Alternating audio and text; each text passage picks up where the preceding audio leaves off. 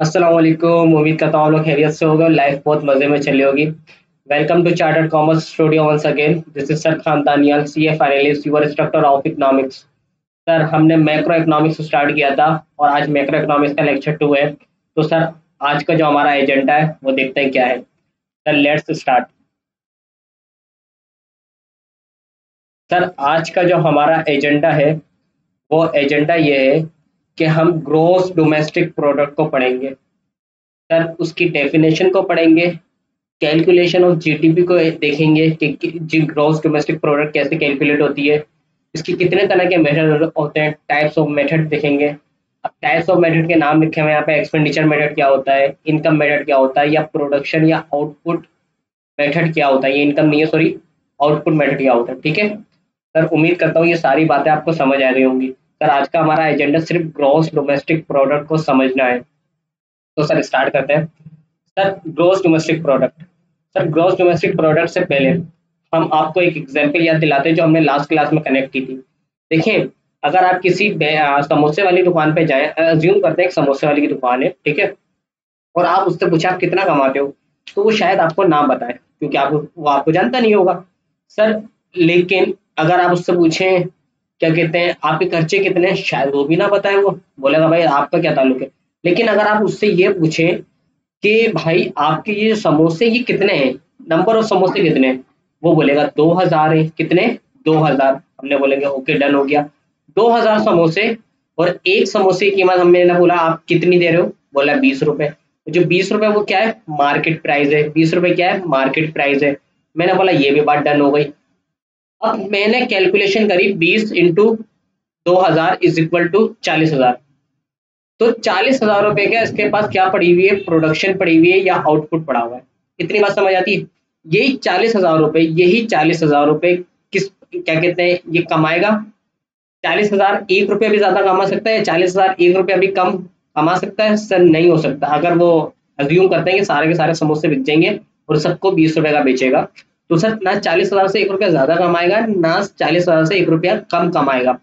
तो उम्मीद करता हूँ यह बात आपको समझ आ रही होगी कि सर उसका जो आउटपुट है, सर जो प्रोडक्शन है वो कितनी की है, 40,000 रुपए की है। सर जो उसकी इनकम होगी वो भी कितनी की होगी, 40,000 रुपए की होगी। यानी कि हमने एक इक्वेशन ड्राइव कर ली कि income is equal to output, income is equal to output. ठीक है sir, income is equal to output हो गया। और उसके बाद यानी कि income is equal to production. ठीक है, दोनों तरह से बोल सकते हो आप। सर आगे, सर आगे क्या है, आगे है सर जो ये मार्केट प्राइस डिसाइड हुई है वो मार्केट प्राइस ऐसे डिसाइड नहीं हो गई। मार्केट प्राइस का मतलब है जो जो उसने फैक्टर ऑफ प्रोडक्शन यूज करें। हम हमारी इकोनॉमी में कोई भी चीज प्रोड्यूस होती है जिसका जो इनपुट होता है वो चार चीजें ही होती है, या तो वो लैंड होगा, या वो कैपिटल होगा, या वो इंटरप्राइज होगा, या वो ऑन्टरप्रेन्योर होगा। तो लैंड का जो रिवॉर्ड होता है यानी कि जो उसकी इनकम होती है वो होती है क्या, रेंट। कैपिटल का होता है इंटरेस्ट, लेबर का होता है वेजेस, और ऑन्टरप्रेन्योर का होता है प्रॉफिट। तो सर जो मार्केट प्राइस है उसमें ये चारों चीजें वो ऐड करके, चारों चीजें वो ऐड करके फिर बेचता है। तो सर इकोनॉमिक्स कहती है, इकोनॉमिक्स कहती है तो हाँ, इकोनॉमिक्स कहती है जो आपकी एवरेज कॉस्ट है ना, जो भी आपकी कॉस्ट है उसमें एंटरप्रेन्योर का अपना प्रॉफिट शामिल होता है। उसमें सिर्फ 3 फैक्टर ऑफ प्रोडक्शन की कॉस्ट नहीं होती, यानी कि उसमें सिर्फ वेजेस नहीं होती, उसमें सिर्फ रेंट नहीं होता, सिर्फ इंटरेस्ट नहीं होता, बल्कि जो एंटरप्रेन्योर है उसका अपना भी प्रॉफिट शामिल होता है। इसलिए तो कहा था हमने ब्रेक इवन में, इसलिए तो कहा था हमने ब्रेक इवन में क्या, परफेक्ट कंपटीशन में, मोनोपोलिस्ट कंपटीशन में, कि इकोनॉमिक कौन सा प्रॉफिट कमाती है, नॉर्मल प्रॉफिट कमाती है। नॉर्मल प्रॉफिट का मतलब ये है कि वो जो उसका अपना प्रॉफिट है एक एंटरप्रेन्योर का, वो कमाएगा। सुपर नॉर्मल प्रॉफिट हो उसके अलावा कमाएगा, वो उसके अलावा कमाएगा। बात समझ आई है? सब नॉर्मल मतलब है वो उस नॉर्मल प्रॉफिट को भी नहीं कमा पाएगा अपने। तो इकोनॉमिक्स ये अज्यूम करती है कि जो आपकी एवरेज कॉस्ट है, कौन सी कॉस्ट है, एवरेज कॉस्ट है, उसमें एक एंटरप्रेन्योर का अपना प्रॉफिट इंक्लूड है। फैक्टर ऑफ प्रोडक्शन की इनकम में एंटरप्रेन्योर की इनकम को प्रॉफिट कहते हैं। तो एवरेज कॉस्ट में फैक्टर ऑफ प्रोडक्शन की सारी कॉस्ट डालते हैं। तो चौथा कंपोनेंट कौन सा है हमारा फैक्टर ऑफ प्रोडक्शन का, सॉरी कौन सा है भाई, सर वो है हमारा, अल्लाह वाला करे, एंटरप्रेन्योर, और एंटरप्रेन्योर का जो रिवॉर्ड होता है या इनकम होती है वो क्या होती है, प्रॉफिट होती है। बस इतनी सी बात समझाना चाह रहा हूँ कि जो एंटरप्रेन्योर का प्रॉफिट होता है, एंटरप्रेन्योर का प्रॉफिट होता है वो हमारी कॉस्ट में शामिल होता है, यानी कि हमारे एक्सपेंस में शामिल होता है, क्योंकि वो कॉस्ट है, वो कॉस्ट है। इकोनॉमिक्स के पॉइंट ऑफ व्यू से, अकाउंटिंग के पॉइंट ऑफ व्यू से वो प्रॉफिट होता है। ठीक है, इकोनॉमिक्स पढ़ रहे हैं तो अगर आप एक 18 रुपए का समोसा बना, उसने बोला 2 रुपए का मेरा अपना प्रॉफिट है, 20 रुपए का बेचूंगा, तो ये 2 रुपए का जो अपना प्रॉफिट है सर, ये जो उसकी मार्केट प्राइस डिसाइड हुई है, ये एवरेज कॉस्ट है उस फूड की, एवरेज कॉस्ट है। समझ आ रही है? उम्मीद करता हूँ ये बात समझ आ रही होगी। तो सर एक बंदा, अगर मैं उसको बोलूं भाई ये 2000 समोसे कितने रुपए के बने, वो नहीं बताएगा, लेकिन मैं अंदाजा लगा लूंगा यार 20 रुपए का एक बेच रहा है, तो कम से कम 40,000 के तो बने होंगे, यानी कि 40,000 के समोसे बने होंगे, 40,000 की इनकम है और 40,000 का आउटपुट है। बात समझ आ रही है? यानी कि income is equal to expenditure और expenditure is equal to output या प्रोडक्शन।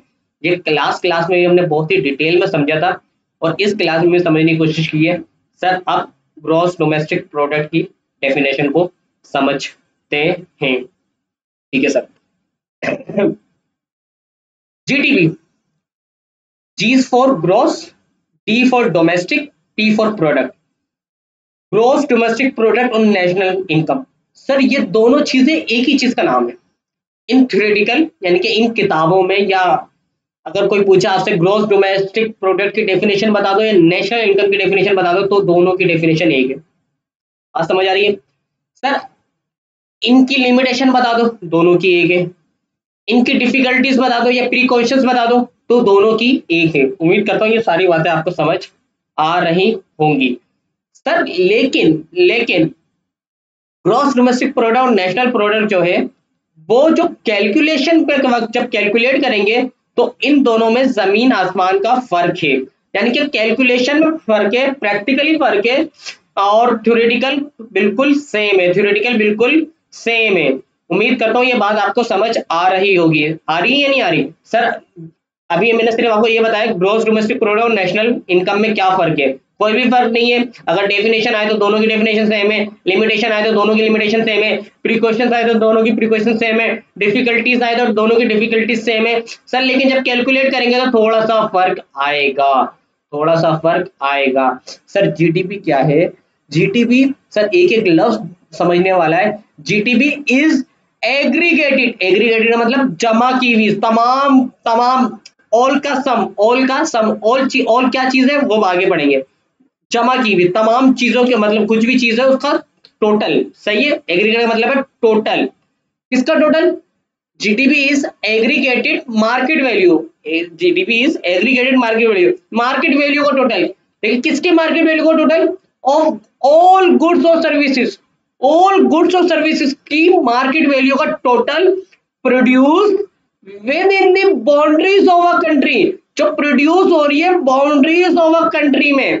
सर अगर बाउंड्रीज के बाहर हो रही है तो वो जीडीपी में शामिल नहीं होगी। समझ आ रही है बात? तो GDP is the aggregate market value of all goods or services produced within the boundaries of a country in a given period, in a given period, एक स्पेसिफाइड टाइम होना चाहिए। सर जैसे प्रॉफिट एंड लॉस बनाया ना हमने accounting में, है भाई, हम लिखते थे फॉर द ईयर एंडेड, है अकाउंटिंग में जो नॉर्मली प्रॉफिट और लॉस बनता है किसी भी कंपनी का, सर वो एक साल का बनता है। तो जीडीपी नॉर्मली एक साल की कैलकुलेट होती है। अभी आप सर्च करें गूगल पे जाके, चैट जीडीपी, मीटा पे जाके कि पाकिस्तान की 2024 की जीडीपी बता दो, वो बता देगा आपको।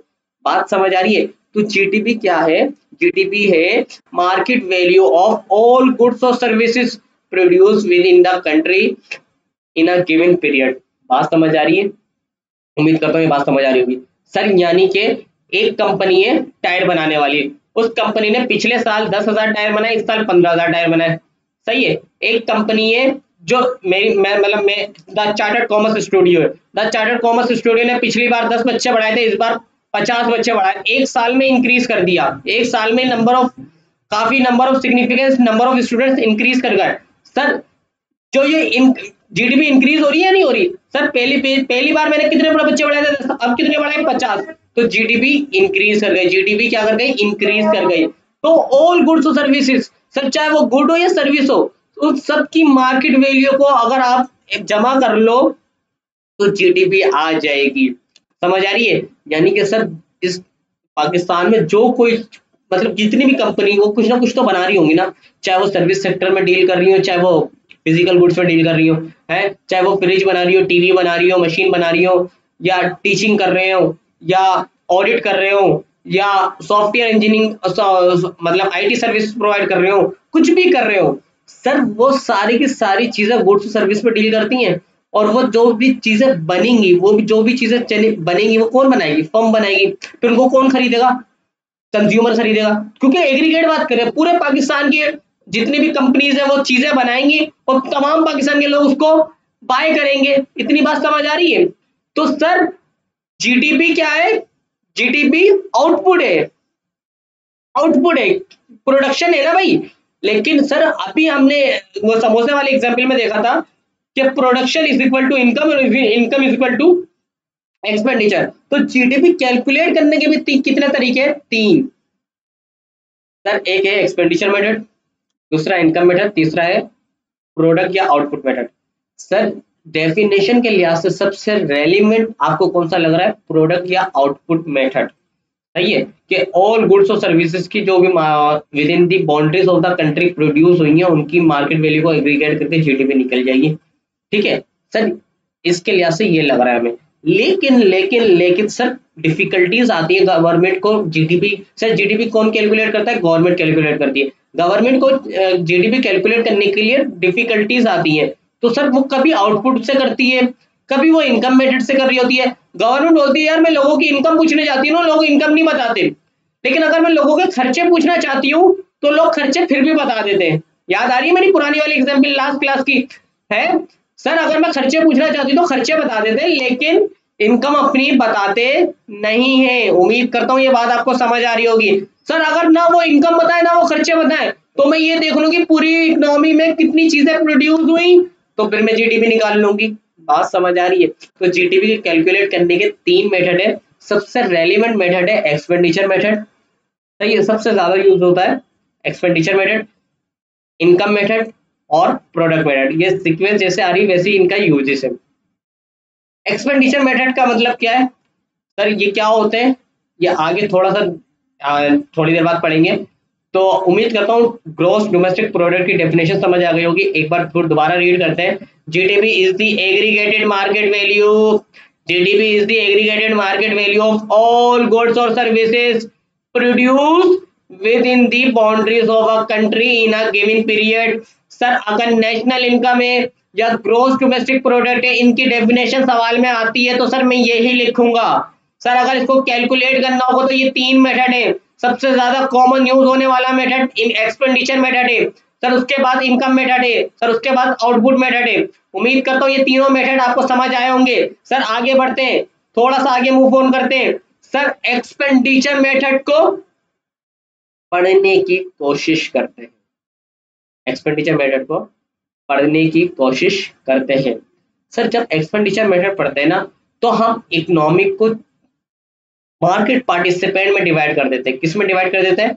मार्केट पार्टिसिपेंट में डिवाइड कर देते हैं। याद आ रहा है इकोनॉमिक्स का lecture introduction to economics? Market participant या मार्केट एजेंट चार होते हैं। एक होता है बायर, एक होता है फर्म, एक होती है गवर्नमेंट, एक होती है फॉरेन ट्रेडर। सर इकोनॉमी में ये चार लोग पाए जाते हैं ना, ये चार लोग एजेंट है ना, ये चार लोग प्लेयर है ना, ये चार लोग पार्टिसिपेंट है ना। सर इसके अलावा कोई पांचवा लोग तो हमने नहीं पढ़ा ना, और ना है। प्रैक्टिकली सोचे, या तो कोई चीज बेचने वाला है या कोई खरीदने वाला है। एक गवर्नमेंट का रोल होता है और एक फॉरेन ट्रेडर का रोल होता है इकोनॉमी में। इसके अलावा कोई पांचवा चीज नहीं पाई जाती, कोई मार्केट में पांचवा पार्टिसिपेंट नहीं पाया जाता। तो एक्सपेंडिचर मेथड को जब भी हम मतलब इसको डिटेल में पढ़ने जा रहे हैं, और एक्सपेंडिचर मेथड के लिए हम मार्केट को डिवाइड कर देते हैं, सॉरी इकोनॉमी को डिवाइड कर देते हैं चार मार्केट पार्टिसिपेंट में, चार मार्केट पार्टिसिपेंट्स में, चार मार्केट पार्टिसिपेंट्स में। तो हम एक्सपेंडिचर मेथड की बात कर रहे हैं तो वो बोलेगा क्या?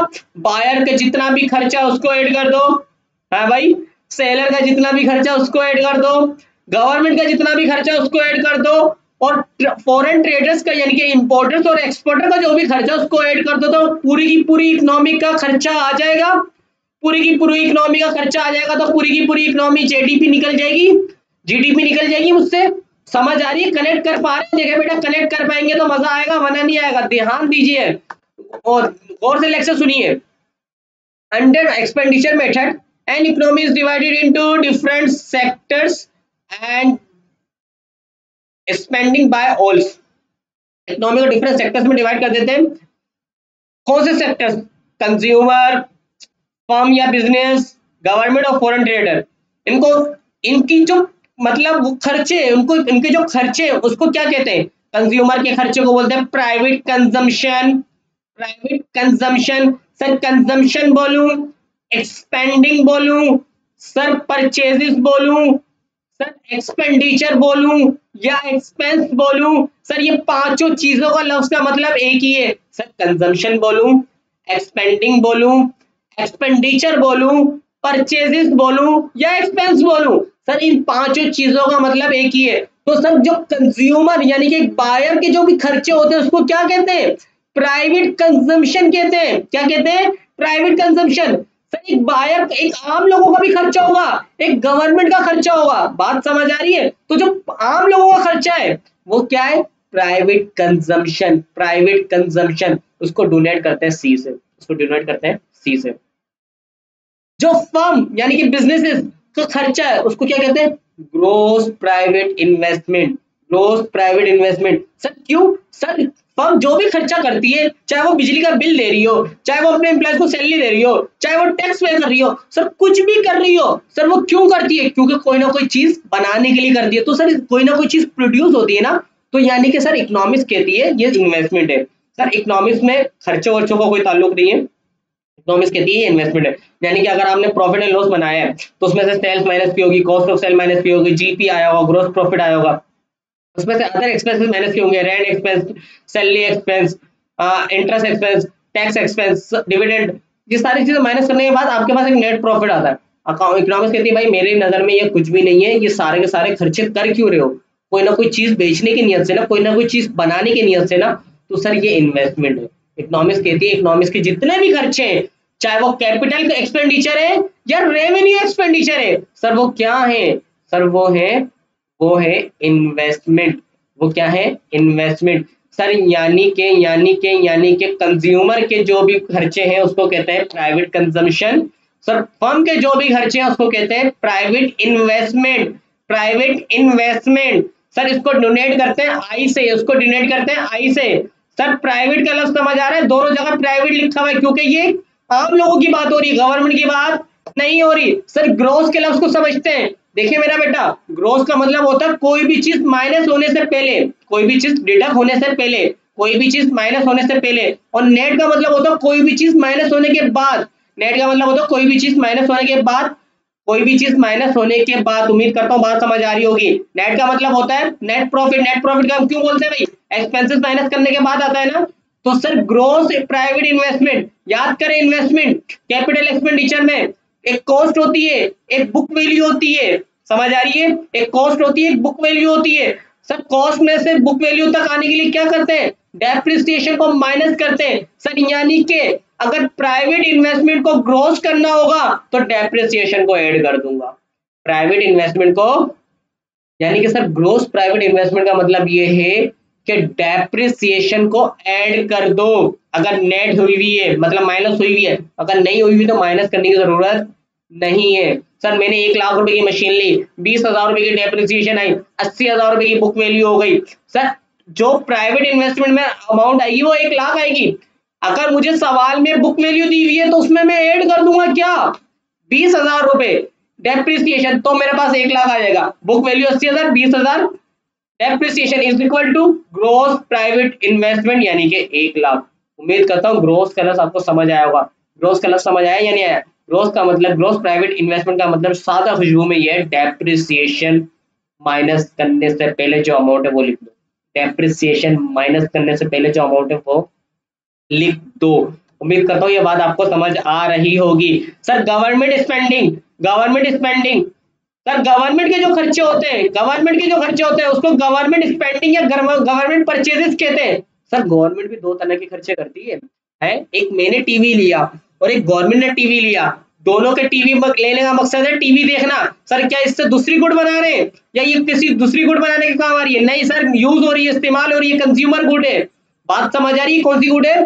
कंज्यूमर गुड है। सर मेरी जो कंज्यूमर गुड है, जो मैंने परचेज की, टीवी परचेज किया, सर वो आएगा प्राइवेट कंजम्पशन में, वो आएगा प्राइवेट कंजम्पशन में। सर लेकिन जो गवर्नमेंट ने टीवी लिया, सर वो आएगा गवर्नमेंट स्पेंडिंग में या गवर्नमेंट परचेजेस में, गवर्नमेंट स्पेंडिंग में या गवर्नमेंट परचेजेस में। उम्मीद करता हूं ये बात आपको समझ आ रही होगी। आ रही है या नहीं आ रही है मेरा बच्चा? ठीक है सर। सर आगे बढ़ते हैं। सर एक फर्म मशीन लेकर आती है, फैक्ट्री बनाती है, बिल्डिंग बनाती है, तो वो क्या कर रही है? इन्वेस्टमेंट कर रही है। सर वो आएगा ग्रोस प्राइवेट इन्वेस्टमेंट में, ग्रोस प्राइवेट इन्वेस्टमेंट में। लेकिन सर एक गवर्नमेंट भी तो करती है, गवर्नमेंट हॉस्पिटल बना रही है, गवर्नमेंट स्कूल्स बना रही है, गवर्नमेंट रोड्स बना रही है, रेलवेज बना रही है, सर ये भी तो इन्वेस्टमेंट है। सर लेकिन ये आएगा गवर्नमेंट स्पेंडिंग या गवर्नमेंट परचेजेस में। यानी कि सर इधर इधर इधर इन्वेस्टमेंट अलग है, कंजम्पशन अलग है, लेकिन सर इधर कंजम्पशन और इन्वेस्टमेंट दोनों एक साथ है। और सर डोनेट किससे करते हैं? जी से करते हैं। डोनेट किससे करते हैं? जी से करते हैं। खुदारा उम्मीद करता हूँ ये आपको समझ आ रहा होगा। सर फॉरेन ट्रेडर का मतलब है नेट एक्सपोर्ट, यानी कि import minus export minus import. Sir export किससे कहते हैं? मैंने लास्ट क्लास में बताया था, दोबारा बता देता हूँ। एक्सपोर्ट का मतलब ये है कोई भी चीज मैं पाकिस्तान में बना रहा हूँ उसको बाहर बेच रहा हूँ, ठीक है, उसकी वजह से पाकिस्तान में पैसा आ रहा है, ठीक है। और इंपोर्ट का मतलब ये है कोई भी चीज बाहर बन रही है, पाकिस्तान में आ रही है, वो उसकी वजह से पाकिस्तान से बाहर पैसा जा रहा है, ठीक है। तो नेट एक्सपोर्ट एक्सपोर्ट को डोनेट करता है एक्स से, और इंपोर्ट को डोनेट करते हैं एम से। और नेट एक्सपोर्ट को कैसे करेंगे? X minus M. सर यही मार्केट पार्टिसिपेंट है 4। सर ये दिखने में 5 है लेकिन ये एक ही है। सर ये एक्सपोर्ट इंपोर्ट एक ही है, तो ये नेट एक्सपोर्ट लिखते हैं क्योंकि हम, उम्मीद करते हैं ये बात आपको समझ आ गई होगी। बड़े मोटिवेट करके पढ़ाया है, बड़े जोशीले अंदाज में पढ़ाया है ताकि आपको समझ आइए। उम्मीद करता हूँ ग्रोस प्राइवेट क्या कहते हैं, ग्रोस प्राइवेट इन्वेस्टमेंट का फर्क समझ आ गया होगा, गवर्नमेंट परचेजेस या गवर्नमेंट स्पेंडिंग का लफ्ज समझ आ गया होगा। सर थोड़ा सा आगे बढ़ते हैं और फिर देखते हैं क्या है।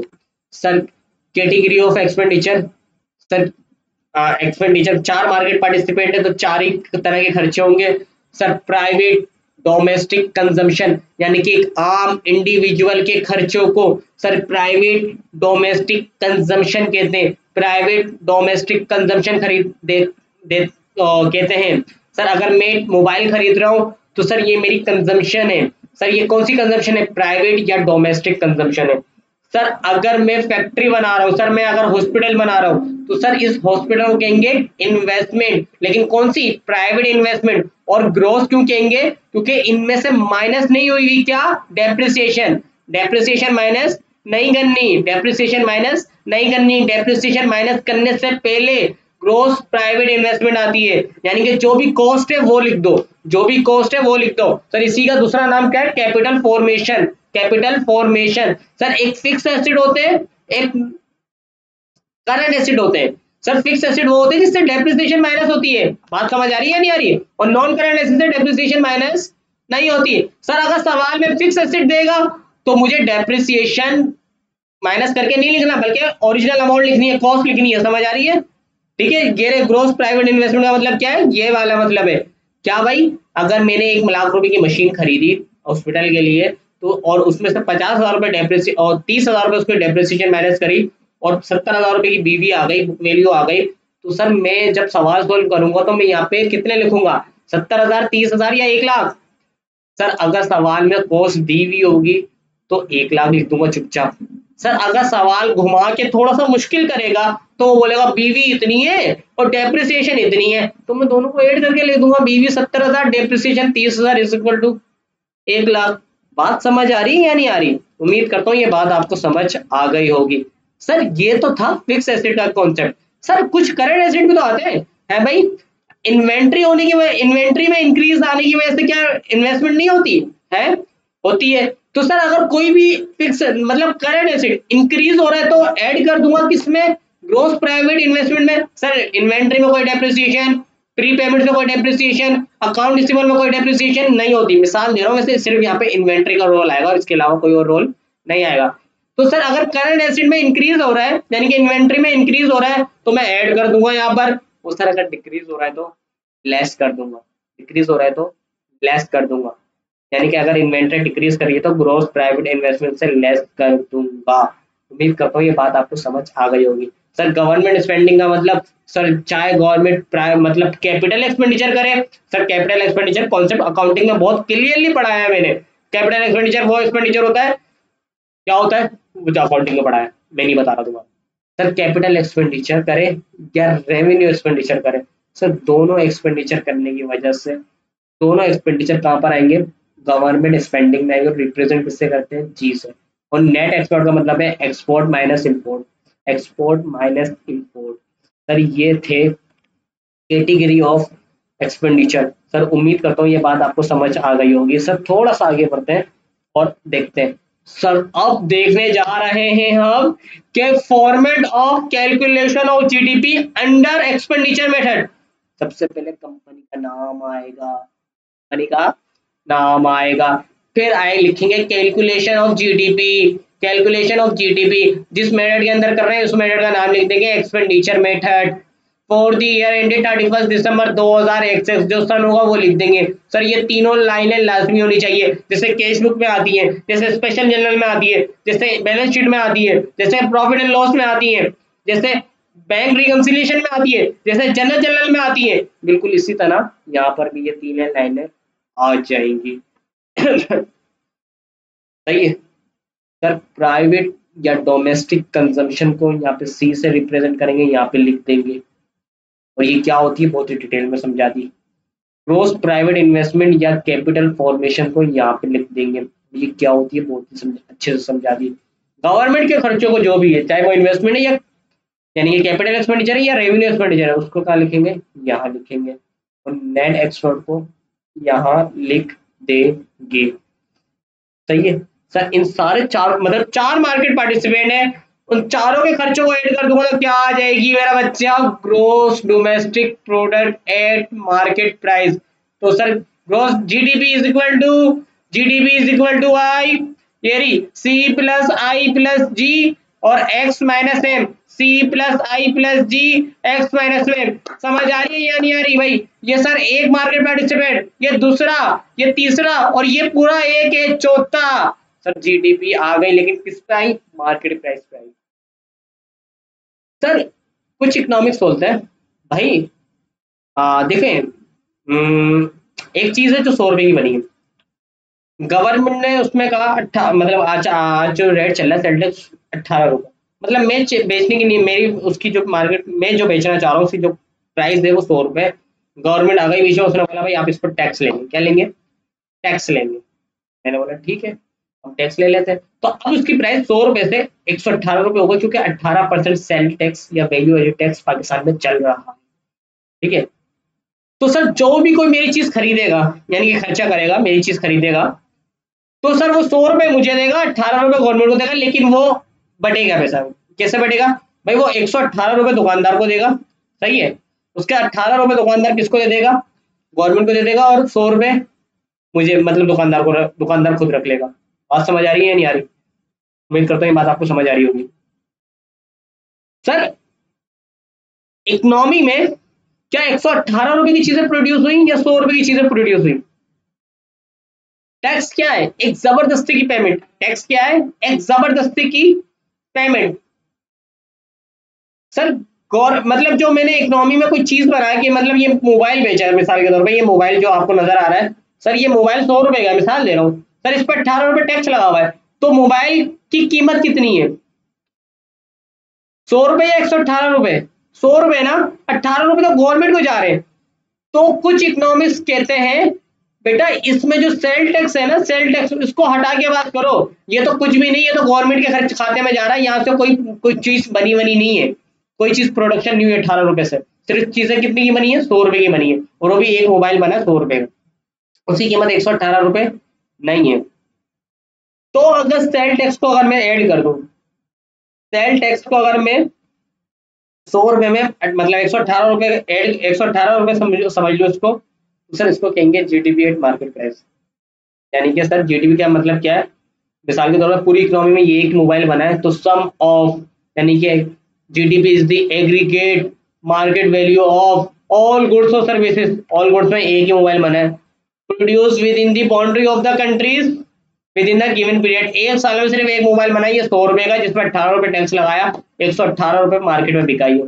तो सर कुछ इकोनॉमिक्स कहते हैं सेल टैक्स को आप ऐड कर दो, कुछ इकोनॉमिक्स कहते हैं यार सेल टैक्स की वजह से कोई चीज नहीं बनी, मोबाइल 100 रुपए का ही है, तो आप सेल टैक्स को लेस कर दो, सेल टैक्स को लेस कर दो। अच्छा देखो टैक्सेस है ना, दो टाइप्स के होते हैं, टैक्सेस का हमारा पूरा चैप्टर है, आगे जाके पढ़ेंगे। टैक्सेस दो टाइप्स के होते हैं, पहला टैक्स होता है डायरेक्ट टैक्स और एक टैक्स होता है इनडायरेक्ट टैक्स।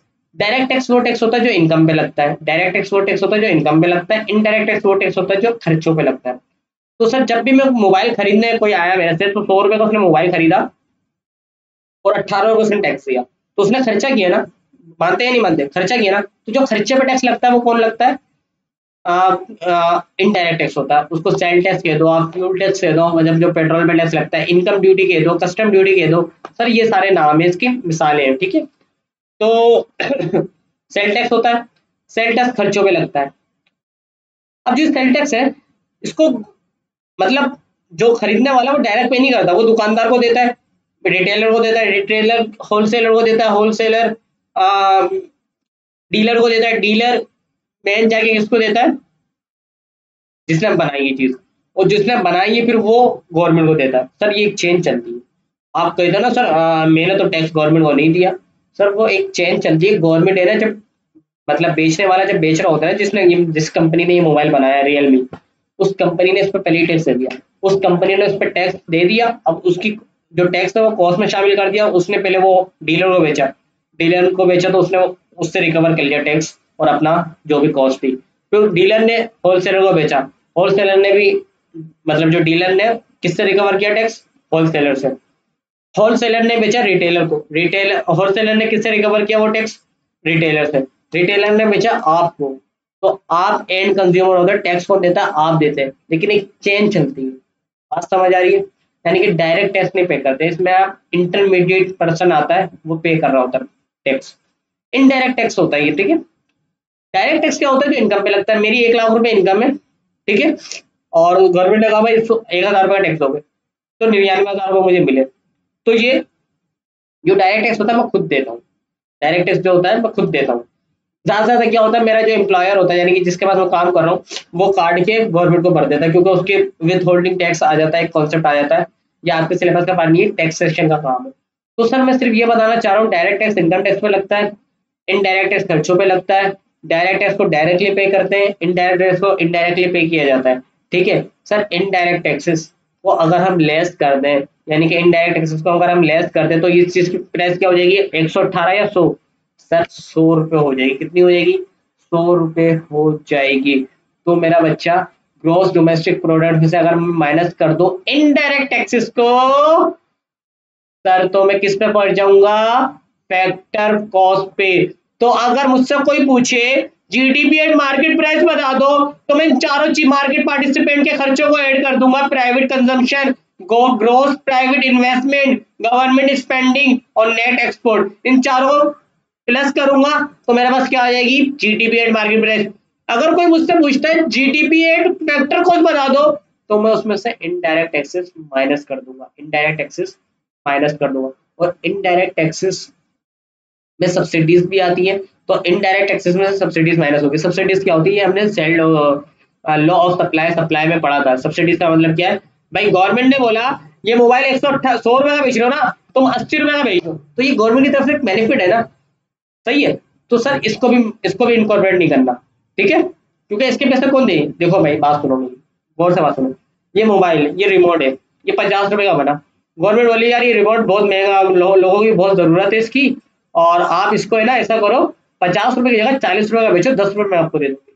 तो मार्केट मतलब इकोनॉमी में चीज कितनी की बनी, इसकी प्राइस कितनी है, 40 रुपए 50 रुपए, 50 रुपए है ना, चाहे वो गवर्नमेंट पैसे दे रही है, आप मार्केट में 40 रुपए का बेच रहे हो। तो यार इसको ये गलत बात है ना, आप ज्यादा करो ना आप कम करो, सही, जो मार्केट प्राइस है वो रखो। मार्केट प्राइस कितनी है इसकी, 50 रुपए, गवर्नमेंट आपको दे रही है 10 रुपए, तो 40 रुपए आप लोगों से ले रहे हो, ठीक है। तो सब्सिडीज, इनडायरेक्ट टैक्सेस में से सब्सिडीज माइनस करोगे, फिर जो अमाउंट आएगी वो यहाँ लिखोगे, फिर इसमें से जो अमाउंट, देखो भाई, इनडायरेक्ट टैक्सेस में से सब्सिडीज माइनस करोगे, इनडायरेक्ट टैक्स आ जाएंगे, नेट इनडायरेक्ट टैक्स आएंगे। नेट इनडायरेक्ट टैक्सेस के में पूछने का तरीका क्या है, नेट का मतलब कोई भी चीज माइनस करना, और इनडायरेक्ट टैक्सेस नेट कैसे होंगे, सब्सिडीज माइनस कर दो, तो नेट इनडायरेक्ट टैक्सेस को यहाँ पे लिखोगे, सही है। इन चारों का सम यहाँ पे लिखोगे, फिर ये जो आएगी अमाउंट वो इसमें से माइनस होकर आ जाएगी। अच्छा, जब हम देखेंगे तो आपको प्रैक्टिकली समझ आएगा, मैं अभी फॉर्मेट सिखा रहा हूँ। अच्छा ठीक है सर, अगर कोई बोले मुझे है सर मार्केट प्राइस और फैक्टर कॉस्ट का जीडीपी निकालनी, लेकिन मुझे नेट जीडीपी निकालनी है, क्या निकालनी है, नेट जीडीपी या नेट नेशनल इनकम या नेट नेशनल प्रोडक्ट, जो भी नाम दो, इनके चीजों के नाम एक ही है, ठीक है। क्या निकालनी है, नेट जीडीपी निकालनी है। तो नेट जीडीपी निकालनी कैसे निकालनी है सर, फैक्टर कॉस्ट में जाना है तो इनडायरेक्ट टैक्सेस को माइनस कर दूंगा, और indirect taxes, net indirect taxes, net indirect taxes का मतलब ये होता है कि इनडायरेक्ट टैक्सेस माइनस सब्सिडीज, ठीक है। फैक्टर को तो मार्केट का समझ आ गया मुझे, लेकिन अगर मुझे नेट पे जाना है तो नेट का मतलब कोई ना कोई चीज माइनस हुई होगी सर, लेकिन क्या माइनस हुई होगा, कैपिटल कंजम्पशन, कैपिटल कंजम्पशन या सादा खुशबू में डेप्रिसिएशन, सर उसमें डेप्रिसिएशन ऐड कर दी थी ना, तो अगर नेट पे जाना है, नेट पे जाना है तो डेप्रिसिएशन लेस कर दो, डेप्रिसिएशन लेस कर दो, तो मार्केट प्राइस पर आ जाओगे, किस पर, डेप्रिसिएशन लेस कर दोगे। देखो भाई, सबसे पहले आएगा जीटीपी मार्केट प्राइस, अगर उसमें से डेप्रिसिएशन या कैपिटल फॉर्मेशन लेस कर दी तो क्या आ जाएगी, net GTP, net GTP, net GDP, बात समझ आ रही है, नेट जीटीपी मार्केट प्राइस आ जाएगी। लेकिन अगर उसी में से मैं अगर इनडायरेक्ट टैक्सेस भी माइनस कर दूं तो net GDP at factor cost आ जाएगी। बात समझ आ रही है या नहीं आ रही, हाँ भाई। देखो मार्केट जीडीपी मार्केट प्राइस तक तो आ गई, ये तो नॉर्मल कॉन्सेप्ट है, यहाँ तक है बस, ये लो तक आ रही है सर। इसमें से जो जो चीजें माइनस करता रहूंगा वो चीज आती रहेगी। अगर फैक्टर कॉस्ट पे जाना है तो मुझे इनडायरेक्ट टैक्स माइनस करने हैं सर, अगर मुझे नेट पे जाना है तो मुझे कैपिटल कंजम्पशन या डेप्रिसिएशन माइनस करनी है। तो अगर मुझे सिर्फ नेट पे जाना है, फैक्टर कॉस्ट पे नहीं जाना, तो मुझे क्या करना होगा, डेप्रिसिएशन माइनस कर दूंगा, तो मैं क्या कहां पर आ जाऊंगा, नेट पर आ जाऊंगा, नेट जीटीपी आ जाऊंगा, नेट जीटीपी पे आ जाऊंगा।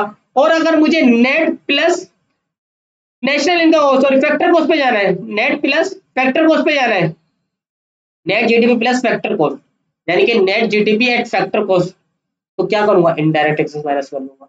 बात समझ आ रही है। और सर अगर मुझे सिर्फ फैक्टर कॉस्ट पे जाना है तो मैं मार्केट जीटीपी से इनडायरेक्ट टैक्सेस माइनस करूंगा, तो मैं पहुंच जाऊंगा कहाँ पे, फैक्टर कॉस्ट पे। उम्मीद करता हूँ ये बात समझ आ रही होगी। तो सर ये भी पढ़ लिया हमने ब्लू वाला, और ये भी पढ़ लिया हमने, ठीक है। अच्छा नेट कंजम्पशन, अच्छा सही है। अच्छा आप क्या पढ़ ले जा रहे हैं, अच्छा एक कॉन्सेप्ट है, मुझे कोई बता दे कि पाकिस्तान की इनकम और पाकिस्तानियों की इनकम में क्या फर्क है? पाकिस्तान की इनकम और पाकिस्तानियों की इनकम में क्या फर्क है, समझ आ रहा है या नहीं आ रहा?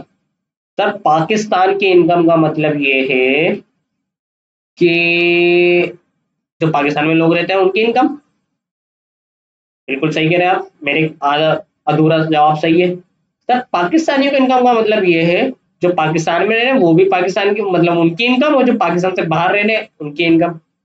हाँ सही है, थोड़ा बहुत सही है। अब देखो मैं आपको समझाने की कोशिश करूँ, पाकिस्तान की इनकम का मतलब ये है, पाकिस्तानियों मतलब जो बाउंड्रीज ऑफ पाकिस्तान की इनकम, सर बाउंड्री यानी कि बॉर्डर के अंदर अंदर जो भी इनकम है वो पाकिस्तान की इनकम, पाकिस्तान के बॉर्डर के अंदर, चाहे वो फॉरेन जर्मन से आया हुआ बंदा कर रहा हो, फ्रांस से आया हुआ बंदा कर रहा हो, नेपाल से आया हुआ बंदा कर रहा हो, भारत से आया हुआ बंदा कमा रहा हो पाकिस्तान में, सर वो कोई सा भी मुल्क का बंदा हो, आउट ऑफ कोई सा भी कंट्री हो, आउट ऑफ पाकिस्तान, सर अगर वो पाकिस्तान में मौजूद है और पाकिस्तान में कुछ कमा रहा है तो वो क्या है, पाकिस्तान की इनकम, वो क्या है, पाकिस्तान की इनकम। समझ आ रही है, यानी कि फॉरेन जो पाकिस्तान में फॉरेन लोग आए हुए हैं सर उन सब की इनकम को भी पाकिस्तानियों की, पाकिस्तान की इनकम में ऐड करेंगे, ठीक है। सर अब पाकिस्तान की इनकम में जाएंगे तो पाकिस्तान की इनकम कैसे निकालेंगे, सर पाकिस्तानियों की इनकम जो पाकिस्तान में और पाकिस्तान से जितने भी बाहर है उनको कहेंगे पाकिस्तानियों की इनकम। उम्मीद करता हूँ पाकिस्तान की इनकम और पाकिस्तानियों की इनकम में आपको फर्क समझ आ गया होगा, आ गया या नहीं आ गया? तो सर ऐड कर दो क्या, अगर आपको किस पे जाना है, अगर आपको नेशनल प्रोडक्ट पे जाना है, नेशनल प्रोडक्ट पे जाना है या नेशनल इनकम पे जाना है या नेशनल इनकम पे जाना है, तो ऐड कर दो क्या, net property income from abroad या फॉरेन फैक्टर इनकम। सर इन लफ्जों में मत जाइएगा, मेरी बात सुनिए।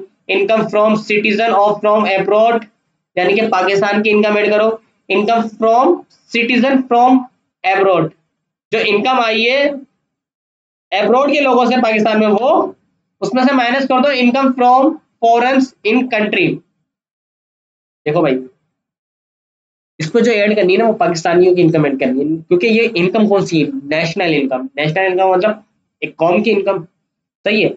तो जो पाकिस्तान में बाहर के लोग हैं, जो पाकिस्तान में बाहर के लोग हैं, उनकी इनकम को माइनस कर दो, और जो बाहर के बाहर पाकिस्तानी लोग हैं उनकी इनकम को ऐड कर दो। समझ आया या नहीं आया, दोबारा से समझाने की कोशिश करते हैं। अब एक कॉन्सेप्ट है पाकिस्तान की इनकम, एक है पाकिस्तानियों की इनकम। पाकिस्तान की इनकम का मतलब ये है पाकिस्तान के बॉर्डर के अंदर जो भी लोग हैं उन सबकी इनकम, चाहे वो पाकिस्तानी हो, बांग्लादेशी हो, भारतीय हो, नेपाली हो, फ्रांसीसी हो, अमेरिकन हो, अफ्रीकन हो, कोई सा भी बंदा हो। समझ आ रही है, ये है पाकिस्तानी इनकम। पाकिस्तानियों की इनकम क्या है, पाकिस्तानियों की इनकम मतलब ये है कि पाकिस्तान में जो पाकिस्तानी उनकी इनकम, और पाकिस्तान से बाहर जितने भी कंट्रीज है उसमें जो पाकिस्तानी कमा रहे हैं उन सबकी इनकम। तो अगर मुझे पाकिस्तानियों की इनकम यानी कि नेशनल इनकम में पहुंचना है, तो मुझे क्या करना है, पाकिस्तान की इनकम में से माइनस कर दूंगा किसकी, जो बाहर के लोग हैं, जो बांग्लादेशी है, नेपाली है, फ्रांसीसी है, अमेरिकन है, उन लोगों की, मतलब जो लोग फॉरेन से आए, out of country, out of यानी कि फॉरेन कंट्री से आए, सर वो लोग की इनकम को लेस कर दूंगा, और किसकी इनकम को ऐड कर दूंगा, हमारे पाकिस्तानी जो बाहर है उन सबकी इनकम को ऐड कर दूंगा। तो इनकम फ्रॉम सिटीजन बोला है, इनकम उनकी सिटीजन की जो एब्रॉड में, उनकी ऐड करो, और उसमें से लेस कर दो जो income of foreign in country, जो बाहर के लोग पाकिस्तान में आए हुए उनको लेस कर दो। तो सर आ जाएगा क्या, नेट प्रॉपर्टी इनकम, उसको ऐड कर दो जीडीपी। सर ये है फॉर्मेट। अब दोबारा से, sir GDP at market price I, अगर जीडीपी एट मार्केट प्राइस से मुझे फैक्टर कॉस्ट में जाना होगा तो मैं इनडायरेक्ट टैक्सेस को माइनस करूँ। अगर मुझे जीडीपी एट मार्केट प्राइस से नेट जीडीपी पे जाना होगा तो डेप्रिसिएशन को माइनस करूँ। अगर मुझे जीडीपी एट मार्केट प्राइस से नेशनल प्रोडक्ट या नेशनल इनकम में जाना होगा तो मैं net property income from abroad या फैक्टर फॉरेन फैक्टर इनकम को ऐड करूंगा। इतनी बात समझ आ रही है। सर अगर मुझे जीटीपी एट फैक्टर कॉस्ट भी चाहिए, लेकिन net GDP at factor cost चाहिए, क्या, net GDP at factor cost. Net का लफ्ज आया और फैक्टर कॉस्ट का लफ्ज आया। नेट का मतलब है डेप्रिसिएशन माइनस, फैक्टर कॉस्ट का मतलब है इनडायरेक्ट टैक्सेस माइनस। इन दोनों चीजों को माइनस करूंगा तो क्या आ जाएगा, net GDP at factor cost. आ रही है बस समझ। सर मुझे चाहिए नेट नेशनल इनकम या नेशनल प्रोडक्ट, तो सर नेशनल इनकम या नेशनल प्रोडक्ट के साथ है पाकिस्तानियों की इनकम ऐड करने से, तो पाकिस्तानियों की इनकम ऐड कर दूंगा, यानी कि फॉरेन फैक्टर इनकम ऐड करूंगा, और सर नेट का लफ्ज आ रहा है तो डेप्रिसिएशन माइनस कर दूंगा। बात समझ आ रही है। सर ऐसे कैलकुलेट करना है। सर आगे जाके आपको प्रैक्टिकली बहुत अच्छे से समझ आएगा। तो सर हमने एक्सपेंडिचर मेथड में ये पढ़ा कि अगर आपको एक्सपेंडिचर मेथड से जीडीपी कैलकुलेट करनी है तो आपको क्या करना है, मार्केट पार्टिसिपेंट्स में डिवाइड करना है, और उन सारे के खर्चों को ऐड कर देना, तो आपके पास जीडीपी आ जाएगी। सर अब हम दूसरा मेथड पढ़ने जा रहे हैं जिसका नाम है इनकम मेथड। सर ये भी एक तरह का फॉर्मेट है, ये देख लीजिएगा, आपको समझ आ जाए तो। समझ आ रहा है या नहीं आ रहा, मैं तो कट नहीं रहा इसमें, ये देखें समझ आ रहा है। सर ऐसे आपको कैलकुलेट करना है, ये कॉलम लाजमी बनाना है। सर ये देखें, हाँ भाई, सर आपको जो चार्ट बनाना है ना वो बिल्कुल ऐसा बनाना है, इन चारों को ऐसे लिखना है, फिर ये एक बॉक्स आएगा, फिर ये वाली लाइन आएगी, फिर ये करना है, फिर ये ऐसे करना है, ठीक है। जब सॉल्व करेंगे तो आपको समझ भी आ जाएगा, क्लास में भी करेंगे और यहाँ पे भी करेंगे। सर आगे बढ़ते हैं। सर फैक्ट, अब आप आ जा रहे हैं इनकम मेथड में, किस में जा रहे हैं आप, इनकम मेथड में जा रहे हैं। सर बहुत लंबा लेक्चर हो गया, 44 मिनट हो गए, पर बोलते बोलते गला भी खुशक हो गया, लेकिन अब मैं चाह रहा हूँ कि कहते हैं एक बार मेथड्स को देख लें, फिर इसकी कैलकुलेशन अगले पार्ट में दूसरा पार्ट रिकॉर्ड करूंगा, वरना तो एक ही सीटिंग में बैठने का इरादा था मेरा। खैर, income method. Sir income method से याद आ रहा है सर, एक्सपेंडिचर मेथड में मैंने इकोनॉमी को कितने हिस्सों में डिवाइड किया, 4 हिस्सों में, और वो किस बुनियाद पे किया, मार्केट पार्टिसिपेंट या मार्केट एजेंट्स में, 4 मार्केट पार्टिसिपेंट होते हैं। सर इसी तरह जब इनकम मेथड यूज करूंगा तो मार्केट को मैं यानी कि पूरी की पूरी इकोनॉमी को चार मार्केट पार्टिसिपेंट में नहीं, फैक्टर ऑफ प्रोडक्शन में, किसमें, फैक्टर ऑफ प्रोडक्शन में ऐड डिवाइड कर दूंगा, फैक्टर ऑफ प्रोडक्शन में डिवाइड कर दूंगा। सर एक्सपेंडिचर मेथड में मैंने इकोनॉमी को 4 मार्केट पार्टिसिपेंट में डिवाइड किया था, इनकम मेथड में मैंने इकोनॉमी को 4 फैक्टर ऑफ प्रोडक्शन में डिवाइड कर दिया। 4 फैक्टर ऑफ प्रोडक्शन है, चारों की इनकम को मिला दो, चारों की इनकम को मिला दो, चारों की इनकम को मिला दो, तो पूरी की पूरी इकोनॉमी की क्या आ जाएगी, इनकम आ जाएगी, पूरी की पूरी इकोनॉमी की इनकम आ जाएगी, यानी कि जीडीपी आ जाएगी, यानी कि जीडीपी आ जाएगी।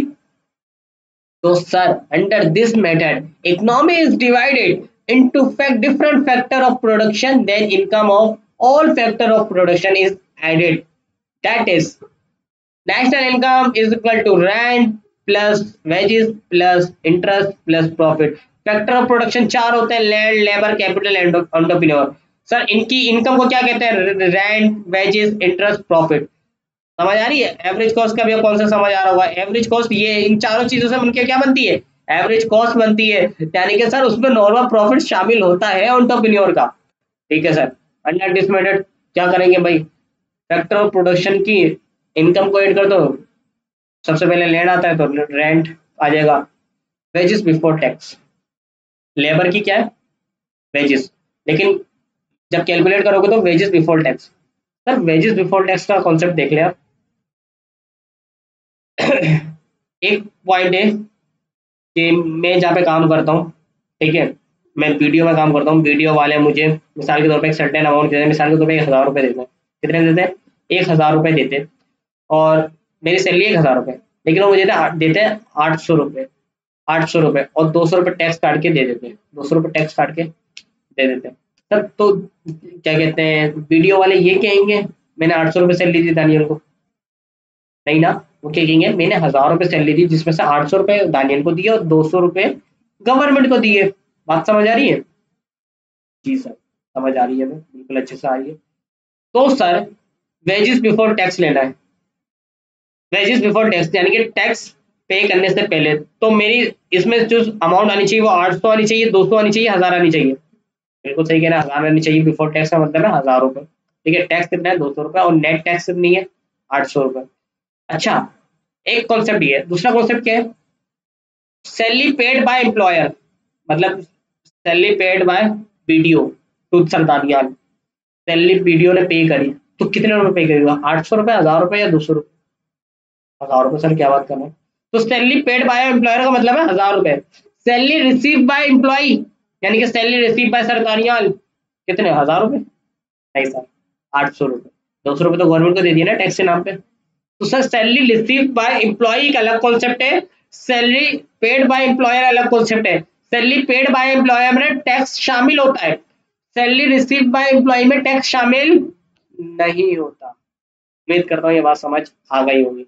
सर तीसरा वो क्या है, फैक्टर ऑफ प्रोडक्शन कैपिटल, और इसका क्या होता है इंटरेस्ट, यानी कि सर यहाँ पे अमाउंट लिखेंगे, ठीक है, और एंटरप्रेन्योर क्या होता है profit. Sir profit before tax, अब खुशी हो रही है जिंदगी में, वेजेस पे जहाँ पे मेरा सैलरी कटती है वहाँ पे वीडियो का भी टैक्स कटता होगा, समझ आ रही है, वरना तो सिर्फ मेरा टैक्स काट देते थे, मुझे ये समझ आता था।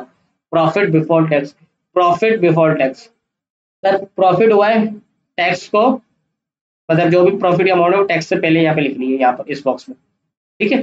अच्छा देखें प्रॉफिट, वो अगर सवाल को सिंपल रखना होगा तो चुपचाप दे देगा प्रॉफिट, सही है, अगर उसको सवाल को थोड़ा मुश्किल बनाना होगा तो वो क्या करेगा, बोलेगा डिविडेंड। सर डिविडेंड क्या होता है, सर डिविडेंड एक ऐसी पेमेंट होती है जो प्रॉफिट में से अपने मालिकों शेयर होल्डर को की जाती है, शेयर होल्डर कौन होता है, कंपनी के मालिक होते हैं, मतलब अगर 1000 रुपये प्रॉफिट हुआ उसमें से 300 रुपये डिविडेंड के नाम पे बढ़ गए, किसको दे दिया, प्रॉफिट दे दिया, किसको, शेयर होल्डर को, एक तरह से प्रॉफिट ही होता है वो, डिविडेंड क्या होता है, प्रॉफिट होता है। एक प्रॉफिट होता है 1000 रुपये प्रॉफिट हुआ, 300 रुपये डिविडेंड किसको दे दिया, शेयर होल्डर को दे दिया प्रॉफिट के नाम पर, और 700 रुपये रख लिए, जो 700 रुपये रखे उसको कहते हैं रिटेन अर्निंग। 700 रुपये कहते हैं, इसको कहते हैं रिटेन अर्निंग। लेकिन मुझे प्रॉफिट हुआ था 1300 रुपये का, 1300 रुपये का, सही है। उसमें से मैंने टैक्स दिया था 300 रुपये का। तो सर अगर मैं tax plus dividend plus retain earning इन तीनों को प्लस कर दूं तो मेरे पास क्या आ जाएगा, प्रॉफिट बिफोर टैक्स। नहीं समझ आया सर, दोबारा से बोलता हूँ। देखो, मुझे प्रॉफिट बिफोर टैक्स हुआ 1300 रुपये का, बात समझ आ रही है, या 1400 रुपये का, अज्यूम करते 1400 रुपये का। 400 रुपये मैंने टैक्स दिया, प्रॉफिट आफ्टर टैक्स कितना हो गया, 1000 रुपये। डिविडेंड दिया 300 रुपये का, प्रॉफिट आफ्टर टैक्स और डिविडेंड कितना हो गया, 700 रुपये हो गया, हो गया ना। आप कितने, जो 700 रुपये वो है रिटेन अर्निंग, रिटेन अर्निंग 700 रुपये, डिविडेंड कितना दिया 300 रुपये, तो ये टोटल मिला के क्या हो गया 1000 रुपये। टैक्स कितना दिया 400 रुपये, तो टोटल मिला के प्रॉफिट बिफोर टैक्स पे आ गया मैं 1400 रुपये में। उम्मीद करता हूँ ये बात आपको समझ आ गई होगी। इसी तरह वो वेजेस के ऊपर देगा, वेजेस पेड बाय एम्प्लॉयर, सही है। तो आप चुपचाप वो अमाउंट लिख देना। लेकिन अगर वो कहे वेजेस रिसीव बाय एम्प्लॉय, तो आप उसमें टैक्स की अमाउंट ऐड करेंगे, मतलब 800 रुपये ऐड, 800 रुपये प्लस 200 रुपये, क्योंकि रिसीव मैंने कितनी की, 1000 रुपये, 800 रुपये, 800 रुपये ना, तो 200 रुपये ऐड कर दूंगा। उम्मीद करता हूँ ये बात समझ आएगी। और इन नेशनल इनकम आ जाएगी फैक्टर कॉस्ट पे, ठीक है, फैक्टर कॉस्ट पे। अच्छा देखें, फैक्टर कॉस्ट पे क्यों आ रही है सर, यहाँ पे फैक्टर कॉस्ट पे पहुंचने के लिए हमने क्या किया था सर, यहाँ पे फैक्टर कॉस्ट पे पहुंचने के लिए हमने इनडायरेक्ट टैक्सेस को लेस किया था। सर यहाँ पे फैक्टर कॉस्ट पे पहुंचने के लिए हमने इनडायरेक्ट टैक्सेस को क्या किया है, लेस किया है सर, ऐड किया है सर, ऐड किया है। क्यों भाई, एक चीज की 1000 रुपए की थी, इस पर टैक्स लग के वो 1500 रुपए की बन रही थी, तो ये चीज कितनी की थी एक्चुअल में, 1000 रुपए की, 1500 की, 1000 की ना, तो लेस करना पड़ेगा। और वो इनडायरेक्ट क्यों था, क्योंकि खर्चे में लगता है। सर यहाँ पे कौन सा टैक्स होगा, यहाँ पे होगा डायरेक्ट टैक्स। तो डायरेक्ट टैक्स लगता है इनकम पे। अगर मिसाल के तौर पे ये 1000 रुपए का मोबाइल मैंने बेचा, तो मेरी आमदनी कितनी, 1000 रुपए। अगर इसमें से मैंने 100 रुपए गवर्नमेंट को दे दिए, इसी में से मैंने 100 रुपए गवर्नमेंट को दे दिए, तो मेरे पास जेब में कितना है, 900 रुपए। बात समझ आ रही है, कितने रुपए आए, 900 रुपए, ठीक है। सर ये मैंने कमाए 900 रुपए या 1000 रुपए, 1000 रुपए ना, तो सर 1000 रुपए ऐड होना चाहिए ना। सर ये सर जो वेजेस पे लग रहा है और प्रॉफिट पे लग रहा है, ये कौन से टैक्स है, डायरेक्ट या इनडायरेक्ट, या दोनों अलग अलग है। सर प्रॉफिट पे जो लग रहा है वो तो डायरेक्ट टैक्स है, प्रॉफिट आने की वजह से। सर वेजेस पे जो लग रहा है वो मुझे लग रहा है इनडायरेक्ट टैक्स है। बिल्कुल गलत सोच रहे हो आप। वेजेस, आपको तनख्वाह मिलती है तो वो आपकी आमदनी होती है या खर्चा होता है, आमदनी होती ना। सर ये दोनों डायरेक्ट टैक्स है, और क्योंकि ये कौन सा मेथड है, इनकम मेथड है, तो सर डायरेक्ट टैक्स भी होगा ना, ठीक है। सर जो एम्प्लॉयर मतलब लेबर होगा उसको तनख्वाह मिलेगी एज अ वेजेस, यानी कि सैलरी की सूरत में, और जो एंटरप्रेन्योर होगा उसको जो प्रॉफिट मिलेगा, समझ आ रही है। उन दोनों के एम्प्लॉय, मतलब मेरी सैलरी है 1000 रुपए, मुझे 700 रुपए मिले, तो 300 रुपए कट गए ना, तो क्या मैंने 1000 रुपए का काम किया या 700 रुपए का काम किया, 1000 रुपए का काम किया, ठीक है। तो ऐड करना, वहां पे लेस करना था, यहाँ पे ऐड करना है डायरेक्ट टैक्सेस। सर मैंने 1000 रुपए प्रॉफिट कमाया, 400 रुपए टैक्स दिया, 1000 रुपए प्रॉफिट कमाया, 400 रुपए टैक्स दिया, तो मेरा बेटा मैंने क्या किया, चार मतलब 600 रुपए कमाए, नहीं ना, 1000 रुपए कमाए, ठीक है। उम्मीद करता हूँ बात समझ आ रही है। और फैक्टर कॉस्ट पे पहुंचने का तरीका एक ही है, टैक्सेस को एडजस्टमेंट के बाद, क्या वो तो लेस होंगे या वो ऐड होंगे। अगर एक्सपेंडिचर मेथड होगा तो लेस होंगे, इनकम मेथड होगा तो ऐड होंगे। आउटपुट मेथड, आउटपुट मेथड क्या है, under this method an economy is divided into different sectors of production, then the net value of final goods or services produced during the year are added। National income आ जाएगी value of final goods और service minus value of intermediate good of service all sectors. Sir ये बात आपको ऐसा समझ नहीं आएगी सर, मैं आपको ये फॉर्मेट ऐसा मैंने बनाया है सर, इसको आपको मैं थोड़ा सा आगे जाके समझाने की कोशिश करता हूँ। ये हाँ, तो आप देखिए मेरा भाई, अगर आप इसको देखें, क्या कहते हैं, मैं आपको मैं थोड़ा सा छोटा कर दूँ, हाँ ठीक है। ये देखें, देखिए भाई, एक जूस की मिसाल लेते हैं, जूस। सर जूस बनाने के लिए मुझे क्या चाहिए होगा, मैंगो जूस चाहिए। सर मैंगो जूस बनाने के लिए मुझे मैंगो चाहिए होगी। सर मैंगो कौन देगा मुझे, मैंगो मुझे सिर्फ फ्रूट वाला देगा। फ्रूट वाले को कौन देगा सर? जो उसने उगाए होंगे, समझ आ रही, जिसने काश्तकारी की होगी, किसान किसान देगा। तो बात समझ आ रही है। तो सर मिसाल के तौर पे इकोनॉमी में एक ही आम बनाया, इकोनॉमी में एक आम होगा, पूरे के पूरे पाकिस्तान में एक आम होगा, उसकी कीमत 10 रुपए है। किसान ने उसको 10 रुपए का बेचा, किसको? होलसेलर को, सही है, यानी कि ठेले वाले को। मिसाल देते सिंपल रखते हैं, किसान ने ठेले वाले को 10 रुपए का बेचा, तो 10 रुपए ठेले वाले ने किसान को दिए। ठेले वाले ने उस पर 2 रुपए का प्रॉफिट रखकर किसको बेचा? किसको बेचा? जूस वाले को। जूस वाले ने कितने खरीदा? 12 रुपए का। बात समझ आ रही है? जूस वाले ने जूस बनाया और उसको बेचा 20 रुपए का। तो सर इकोनॉमी में कितने रुपए की प्रोडक्शन हुई? 20 रुपए की, 10 रुपए की, 12 रुपए की। देखें, गौर से देखें, आम कितने का बना था? 10 रुपए का, तो ये प्रोडक्शन 10 रुपए की हुई है। किसान ने कितने का बेचा? 10 रुपए का बेचा, किसको?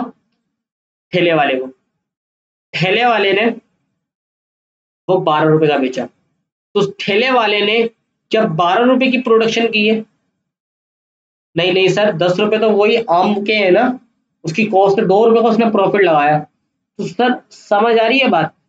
सर 10 रुपए शुरुआत वाले, 12 रुपए का जरूर बेचा उसने, लेकिन उसमें से मैं 12 रुपए से 10 रुपए माइनस करूंगा तो उसने उसने कितने ऐड किए हैं? वैल्यू कितनी ऐड करी उसने? 2 रुपए। तो अब कितना हो गया? 12 रुपए। फिर उस 12 रुपए वाले मतलब ठेले वाले ने कितने का बेचा? सॉरी, जूस वाले ने जूस कितना बेचा? 20 रुपए का बेचा। तो क्या उसने 20 रुपए बनाए? नहीं सर, 20 रुपए में से माइनस किए कितने? 12 रुपए। तो उसने कितने प्रोड्यूस करे? 8 रुपए। बात समझ आई? चल नहीं आई, दोबारा समझाने की कोशिश करते हैं। टायर बनाने वाली फैक्ट्री है, कौन सी? टायर। उसने टायर बनाए, 10,000 टायर बनाए, ठीक है।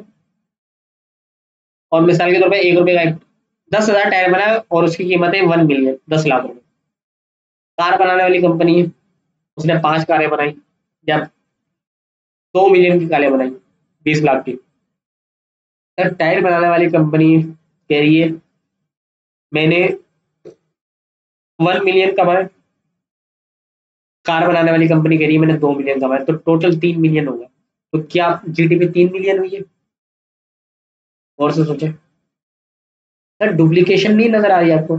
सर टायर बनाने वाली कंपनी ने टायर बेचे होंगे कार बनाने वाली कंपनी को, वो कार कुछ ना, सारे नहीं, कुछ ना कुछ तो कार लगाए होंगे ना। मतलब उसने 10,000 कार टायर बनाया, उसमें से 200-300 कार तो टायरों में लगे होंगे ना, जितनी उसने कारें बनाई है, ठीक है। तो सर कार, वहां पे भी कार की मतलब वैल्यू ऐड हो गई, और यहाँ पे भी मतलब टायर की वैल्यू टायर वाले ने भी ऐड करी और कार वाले ने भी ऐड करी। ये आपको समझ आ रही बात? नहीं आ रही? तो समझो sir, market value of intermediate goods, सही है, और market value of final goods, और वैल्यू एडिशन कितनी हो रही है। वैल्यू एडिशन का कॉन्सेप्ट बिजनेस में बड़ा टाइट है, इकोनॉमिक्स में इतना जरूरी नहीं है, लेकिन थोड़ा सा बेसिक कॉन्सेप्ट ले लेंगे तो समझ आएगा। 3 तरह से प्रोडक्शन होती है, स्टेजेस क्या है? रॉ मटेरियल होता है, उसको मैन्युफैक्चर किया जाता है, फिर उसको रिटेल किया जाता है। यानी कि किसान, किसान के बाद ठेले वाला, ठेले वाले के बाद जूस वाला, ठीक है। सर किसान ने जो आम बनाया, तो उसने कोई ना कोई कॉस्ट इनकट की होगी, पता नहीं की होगी, हम अज्यूम करते हैं नहीं की। वैसे उसने भी की होगी, बीज डाला होगा, ठीक है। लेकिन हम सिंपल रखते हैं कि उसने नहीं की, सही है, ताकि आपको समझ आए। उसने एक आम उगाया जिसकी कीमत थी 15 रुपए। कितनी थी? 15 रुपए। उसने वो आम बेचा कितने को? ठेले वाले को 50 रुपए। फाइनल गुड, आम बनाया, उसको कितने का बेचा? 50 रुपए का। इस 50 रुपए में 15 रुपए किसके? आम के। नहीं समझ आई बात? दोबारा से, एक किसान ने आम बनाया और आम बना कितने का? 15 रुपए, ठीक है। आम बना कितने का? 15 रुपए, ठीक है। और वो 15 रुपए, सॉरी 15 रुपए का बेचा। यार मेरा भी दिमाग काम नहीं कर रहा, थक गया। दोबारा से, रॉ मटेरियल है, आम बनाने वाला किसान है, किसान ने आम बनाया, 15 रुपए का किसको बेचा? ठेले वाले को। किसको बेचा? ठेले वाले को, ठीक है। ठेले वाले को बेचा। फिर ठेले वाला वो आम लेकर आया, ठेले पे लगाया उसने, और उससे पास जूस वाला आया, जूस वाले ने उससे आम कितने का खरीदा, 50 रुपए का। उससे आम कितने का खरीदा, 50 रुपए का। ठीक है सर, क्यों? क्योंकि आम गाँव से आता है, कराची में आते हैं तो उसकी कॉस्ट महंगी हो जाती है। ठीक है, 50 रुपए बेचा। तो क्या सर इसमें वो 15 रुपए ऐड नहीं है आम के लिए, जो मैंने पहले ही ऐड कर दिया था? तो वैल्यू एडिशन पहले वाले स्टेज में कितनी हुई, 15 रुपए की। इसमें कितनी हुई, 50 माइनस 15 इज इक्वल टू 35। सही है, बात समझ आ रही है या नहीं आ रही है भाई? भाई आम की कीमत तो शामिल है ना ठेले वाले के पास। ठेले वाले ने क्या लगाया होगा, अपनी मेहनत की होगी, किराया दिया होगा, वो दिया होगा, अलग अलग दो छोटे मोटे काम किए होंगे, लेकिन आम की कीमत तो एंड नहीं होनी चाहिए ना यहाँ पर। वही कह रहा हूँ। फिर वो जो ठेले जूस वाला है उसने जूस बेचा कितने रुपए का, 90 रुपए का।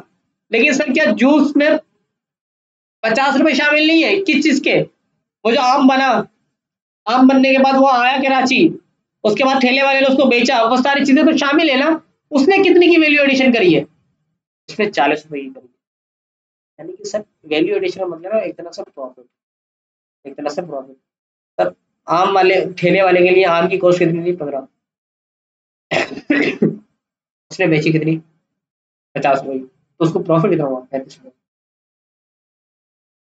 जूस वाले ने कितना बेचा, 90 रुपए का। उसने खरीदा कितने का था, 50 रुपए, तो उसको प्रॉफिट कितना हुआ, 40 रुपए। तो टोटल वैल्यू एडिशन कितनी हुई, 90 रुपए की हुई। उम्मीद करता हूँ ये बात आपको समझ आ गई होगी। सर ये थे 3 मेथड जिसमें आपने पढ़ने की कोशिश की थी। सर उम्मीद करता हूँ ये आपको समझ आ गया होगा। सर अपना बहुत सारा ख्याल रखिएगा। अगले लेक्चर में मिलते हैं। सर न्यूमेरिकल करेंगे अगले इस क्लास में, आप कैलकुलेटर लेके बैठिएगा। सर जब तक अपना बहुत सारा ख्याल रखिएगा, दुआओं में याद रखिएगा। अल्लाह हाफिज़।